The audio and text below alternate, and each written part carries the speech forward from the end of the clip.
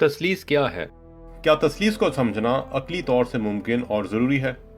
کیا تثلیث ہی حقیقی خدا کی ذات کو سمجھنے میں مددگار ہو سکتی ہے؟ ان سب سوالات کا جواب بھلے آسان نہ ہو، مگر انسانی سمجھ میں آنے یا نہ آنے سے حقیقت پر کوئی فرق نہیں پڑتا۔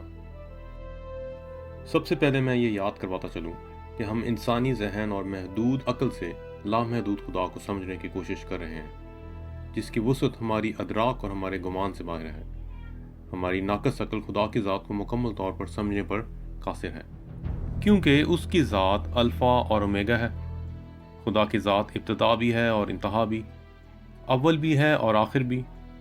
خدا کی ذات حاضر بھی ہے اور غائب بھی۔ اسی طرح خدا کی ذات واحد بھی ہے اور جمع بھی۔ اس کی ذات کی وحدانیت میں کثرت پائی جاتی ہے۔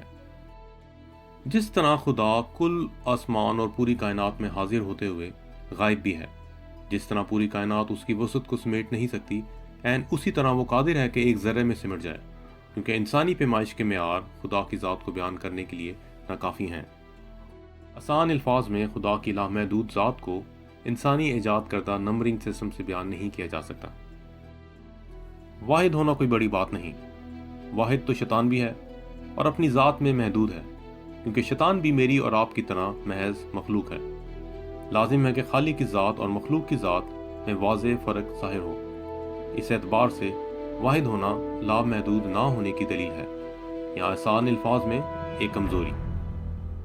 صرف بائبل مقدس میں بیان کردہ خدا کی ڈیفینیشن ہمیں ایک لامحدود خدا کی خبر دیتی ہے، جو انسانی میتھمیٹکس یا کیلکولیشن سے بالاتر ہے۔ بائبل کا خدا نہ صرف اول اور آخر، ابتدا انتہا، الفا اور اومیگا، حاضر اور غائب ہے، بلکہ واحد ہونے کے ساتھ ساتھ اپنی ذات میں کثرت بھی رکھتا ہے۔ اگر ہماری سمجھ کو یہ سچائی عجیب لگے تو یہ ہماری محدود سمجھ کا مسئلہ ہے، خدا کی ذات کی حقیقت پر جس کا کوئی فرق نہیں پڑتا۔ بائبل کی تعلیمات کے مطابق خدا واحد اور لا شریک ہے۔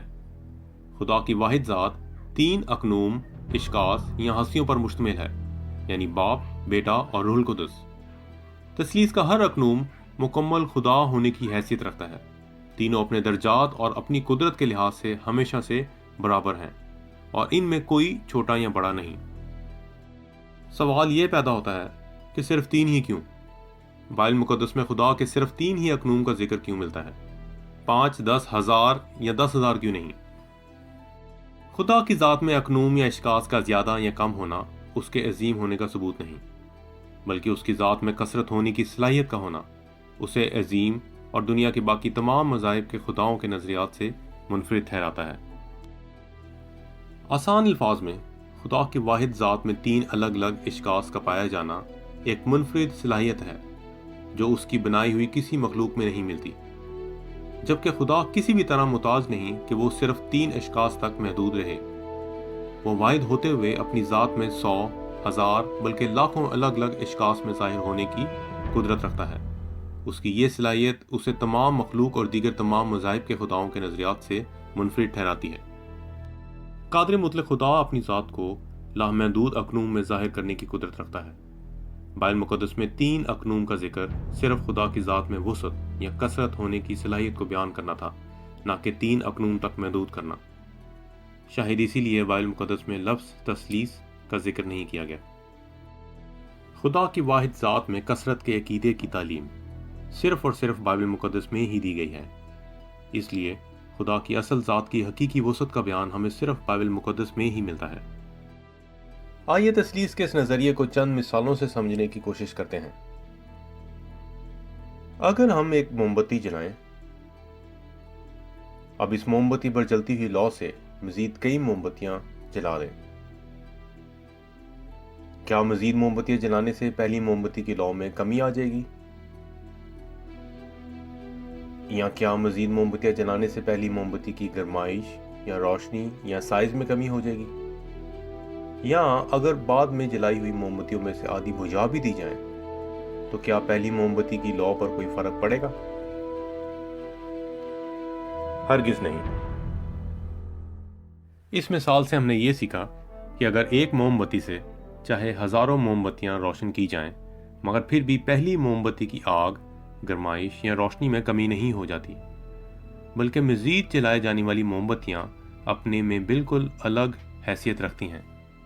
عین اسی طرح خدا کی ذات میں مختلف اقنوم کی تقسیم سے خدا کی ذات میں کسی طرح کمی واقع نہیں ہو جاتی، بلکہ خدا کی ذات سے نکلے جانے والا ہر اقنوم مکمل طور پر خدا ہونے کی حیثیت رکھتا ہے، اور وہ تمام رخ یا اشخاص اپنی ذات میں الگ الگ اقنوم ہونے کے باوجود واحد خدا ہے۔ ہماری دوسری مثال سورج کی ہے، جو خود تو زمین پر نہیں آتا مگر روشنی اور حرارت بھیجتا ہے، اور جس طرح روشنی حرارت نہیں اور حرارت روشنی نہیں، بلکہ یہ دونوں انرجی کی دو الگ الگ حالتیں ہیں، مگر روشنی کی موجودگی سے حرارت کا احساس ہوتا ہے۔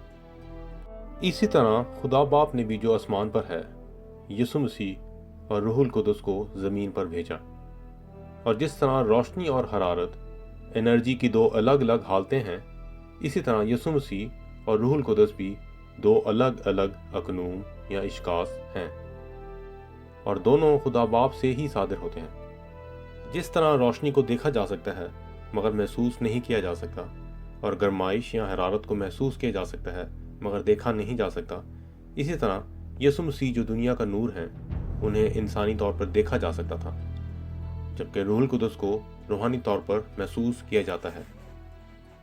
کبھی کسی انسان نے سورج کو ہاتھ لگا کر محسوس نہیں کیا ہوگا، مگر سورج سے نکلنے والی روشنی اور حرارت سے سورج کا اندازہ لگاتے ہیں۔ اسی لیے یسوع مسیح نے کہا کہ جس نے مجھے دیکھا اس نے خدا باپ کو دیکھا، اور جس طرح روشنی کی موجودگی سے حرارت کا احساس ہوتا ہے، اسی طرح یسوع مسیح پر ایمان لانے کے وسیلے سے روح القدس کی پہچان ہوتی ہے۔ خدا باپ اگر زمین پر اپنے حقیقی جاہ جلال میں آتا تو ہم انسان اپنے گناہوں کے باعث اس کی پاکیزگی کتاب نہ لا پاتے۔ ہماری گناہ آلودہ حالت اس کی عظمت اور لازوال حشمت کو برداشت نہیں کر سکتی۔ اور جس طرح روشنی، سورج اور گرمائش تین الگ الگ چیزیں ہونے کے باوجود بھی تین سورج نہیں ہو جاتے، اسی طرح خدا باپ، خدا بیٹا، خدا روح القدس تین الگ الگ اقنوم یا شخصیت ہونے کے باوجود بھی تین خدا نہیں بلکہ ایک ہی خدا واحد ہیں۔